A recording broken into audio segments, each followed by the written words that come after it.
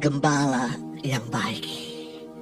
Dalam Yohanes pasal 10, Yesus menjelaskan ada dua tipe gembala.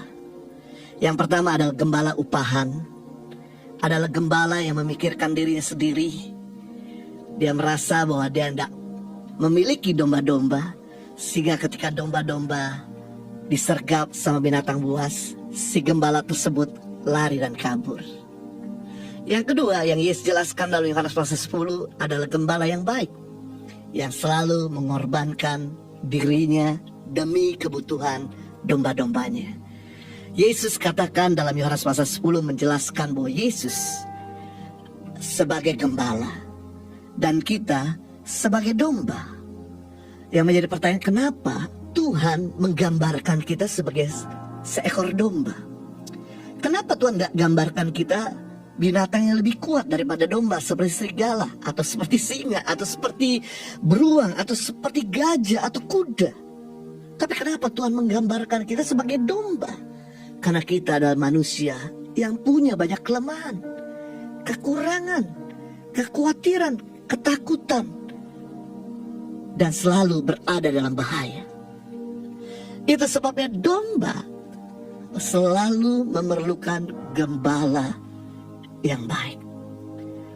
Saya mau bagikan ada 3 peranan gembala yang baik yang dia lakukan. Yang pertama, peranan gembala yang baik, ia memberikan nyawanya bagi domba-dombanya. Yohanes pasal 10 ayat 11 kata Yesus, "Akulah gembala yang baik. Gembala yang baik memberikan nyawanya bagi domba-dombanya." Gembala yang baik itu all out. Dia korbankan segala-galanya. Dia rela mati bagi domba-dombanya. Ini bedanya antara gembala sama koboi. Kalau gembala itu jalan di depan, domba-dombanya di belakang. Sehingga ketika ada binatang buas datang, gembala dulu yang siap berjuang, melindungi domba-dombanya, siap mati bagi domba-dombanya. Berbeda dengan koboi. Kalau koboi kita lihat selalu jalan di belakang domba-dombanya. Sehingga ketika datang binatang buas, koboinya lari, domba-dombanya dimakan sama binatang buas. Nah, kita bersyukur bahwa Tuhan kita bukan Tuhan koboi. Tuhan kita adalah gembala yang baik, yang memprotek kita, yang melindungi kita. Adalah sesuatu yang tidak lazim sebetulnya, di mana gembala rela mati bagi domba-dombanya. Namun Tuhan Yesus melakukan hal yang tidak lazim. Tuhan Yesus justru rela berkorban agar kita sebagai domba jangan mati. Dia rela mati supaya kita hidup. Itu sebuah anugerah bahwa dia adalah gembala yang sejati, gembala yang mau all out bagi kita.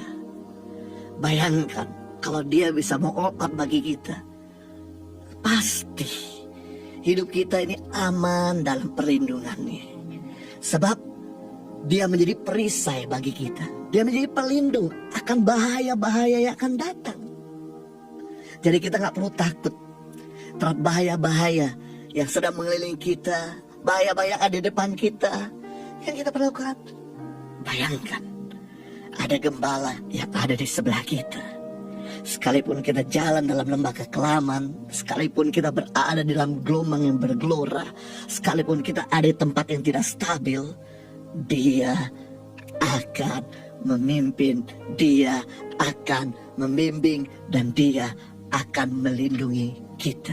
Yang kedua, peranan seorang gembala yang baik, ia mengenal domba-dombanya. Yohanes 10 ayat 14, "Akulah gembala yang baik, dan aku mengenal domba-dombaku, dan domba-dombaku mengenal aku." Wow, dia punya kualitas begitu luar biasa mengenal domba-domba. Padahal kalau kita lihat domba-domba itu mirip semua wajahnya, bentuknya nggak ada bedanya. Tapi itulah pengenalan Bapa, pengenalan Yesus akan kita terlalu dalam, sehingga dia bisa membedakan antara satu domba daripada domba yang lain. Amazing. Dia adalah Tuhan yang betul-betul mengerti dan mengenal kita secara pribadi. Saat Tuhan mengenal kita, saat Tuhan mengetahui kita, saat Tuhan memahami kita, maka sebetulnya gak perlu kita sampai down. Kalau kita dalam keadaan kecewa, dalam keadaan pahit, dalam keadaan jatuh, di dalam dosa, yang kita perlu lakukan, ayo bangkit. Dia kenal kita sebagai manusia punya banyak kelemahan. Dia kenal kita sebagai manusia punya banyak kekhawatiran. Dia kenal kita sebagai manusia yang berada dalam bahaya. Yang kita perlu lakukan, mari panggil dia.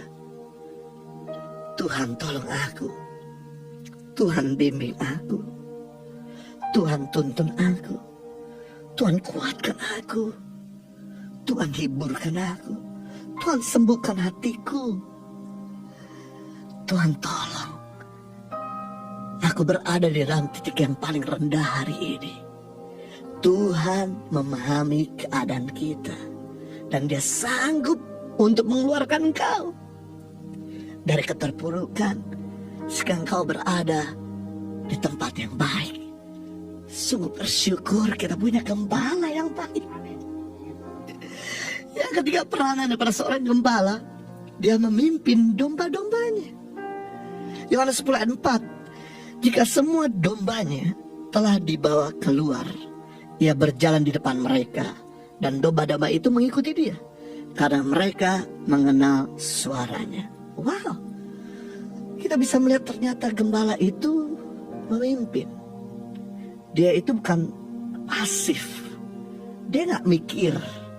Tapi gembala yang baik itu mikirin bagaimana membimbing domba-dombanya ketika ada di tempat yang kering, untuk dituntunnya kepada air yang tenang. Ketika domba-dombanya dalam keadaan bahaya, dia bisa menuntun pada padang rumput yang hijau. Itu gembala. Gembala itu sebagai seorang pemimpin. Bicara pemimpin, dia mampu memberikan direction, arahan. Bicara pemimpin, dia mampu memberikan correction atau nasihat. Bicara pemimpin, dia mampu memberikan empowerment atau memberdayai kita.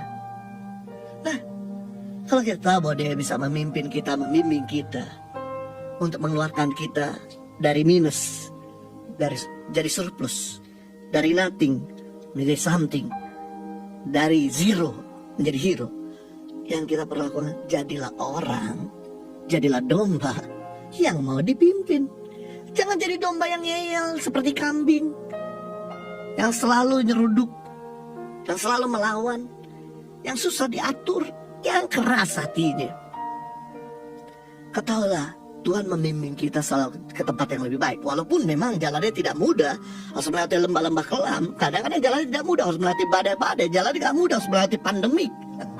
Tapi ketahuilah, dia adalah pemimpin yang sejati, yang berjalan di depan kita, yang membimbing kita, yang menuntun kita. Jadi, kalau hari ini Tuhan kasih arahan buat kita, ikuti.